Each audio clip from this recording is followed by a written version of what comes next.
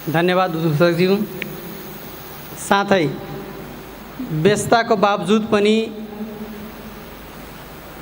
यो आर्थिक मसान्तमा ब्याङ्करहरू धेरै नै व्यस्त हुन्छन्, तैपनि हजुरहरू हाम्रो लागि समय निकालेर आइदिनु भएकोमा बैंक तथा वित्तीय संस्था सहकारी संस्थाका हाम्रो प्रतिनिधिज्यूहरू,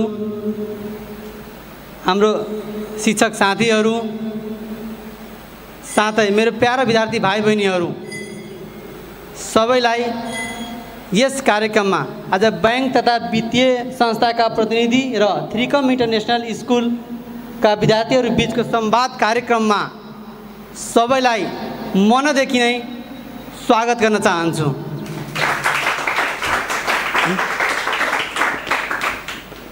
हामीले खास यो कार्यक्रम किन अर्गनाइज गरेको हौ त? हामी चाहन्छौँ हाम्रो बच्चाहरू निर्धक भएर दुई शब्द माइकमा बोल्न सकौँ, निर्धक भएर केही कुरा छ भने आफैले प्रश्न गरेर बुझ्न सकौँ। एउटा साक्षरता कार्यक्रम व्हाइट बोर्डमा पनि गरिन्छ, तर हामीले के सोच्यौँ भने हाम्रो सरहरूलाई, बैंक तथा वित्तीय संस्था सहकारी संस्थाका सरहरूलाई निमन्त्रणा गरौँ।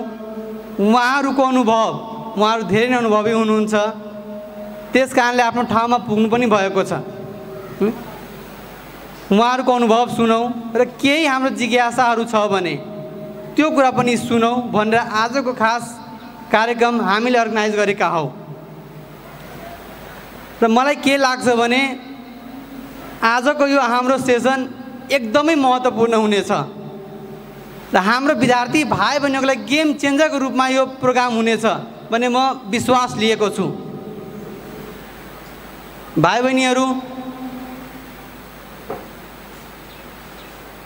पैसा रुखमा फल्दैन है, तर हामीले अहिलेदेखि नै पैसाको महत्त्व बुझ्न थाल्यो भने, बचत कसरी गरिन्छ हामीले बुझ्न थाल्यो भने पक्कै पनि एक दिन हाम्रो यसै स्कुलबाट, थ्रिकम इन्टरनेसनल स्कुलबाट एउटा ब्याङ्कर निस्कौन् भनेर हाम्रो चाहना छ।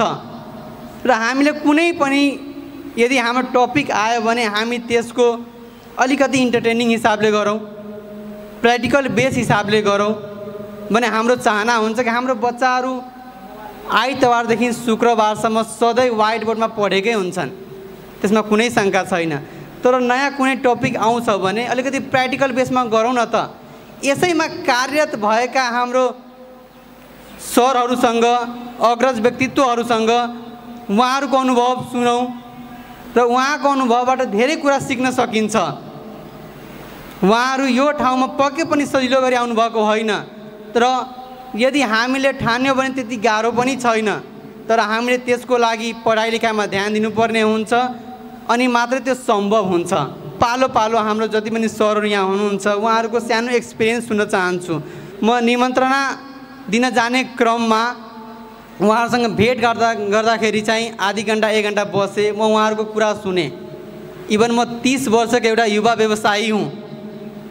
म स्कुल क्षेत्र मात्रै होइन कि मोबाइल ल्यापटपको व्यवसाय प्लसमा अन्य पनि मेरो व्यवसाय छ, तर शैक्षिक संस्था भनेको फरक विषय हो, एउटा सामाजिक काम पनि हो। म त्यो हिसाबले सरहरूसँग भेट्दाखेरि उहाँहरूसँग मलाई एकदम आनन्द लाग्यो। म 1 घन्टा कुनै पनि अफिसमा गइसकेपछि 1 घन्टा कुरा गरेँ, 1 घन्टा बसेँ। म दिलीप सरसँग गोर्खा फाइनेन्समा जाँदाखेरि 1 घन्टा बसेँ, सर चिया मगाउनुहोस् बसेर कुरा गरौँ भनेर सुने। भन्दाखेरि म 30 वर्षको युवालाई मलाई यति आनन्द लाग्छ उहाँहरूको कुरा सुन्न भने हाम्रो भाइ बहिनीहरू किन नसुनुन् र केही सिक्न, म सिक्न सक्छु भने मेरो भाइ बहिनी किन सिक्दैन भनेर मैले उहाँलाई रिक्वेस्ट गरेँ। यस्तो सायद उहाँले मलाई भन्नुभयो कि यस्तो कार्यक्रम गरिरहनु आवश्यक पर्दैन। मैले उहाँलाई रिक्वेस्ट गरेँ, होइन सर तपाईँले आधी घन्टा भए पनि 1 घन्टा भए पनि समय दिनुहोस्, हाम्रो बच्चाहरू केही सिक्न चाहन्छ। तपाईँहरूको हरेक बोलीमा, अरूको अनुभवमा कसरी यहाँसम्म पुग्नुभयो, तपाईँहरूको स्ट्रगल के छ, यो सबै हाम्रो बच्चाहरूले सुनुन् र केही सिकोस् भनेर हाम्रो इच्छा छ। त्यस कारणले उहाँहरूलाई रिक्वेस्ट गरेर यहाँ बोलाएको। उहाँहरू एकदमै व्यस्त हुनुहुन्छ, तैपनि उहाँहरूलाई रिक्वेस्ट गरेर नाइ सर आउनै पर्ने हुन्छ भनेर बोलाएको हुँ। आफ्नो कुरालाई तत्कालको लागि यहीँ विश्राम गर्छु र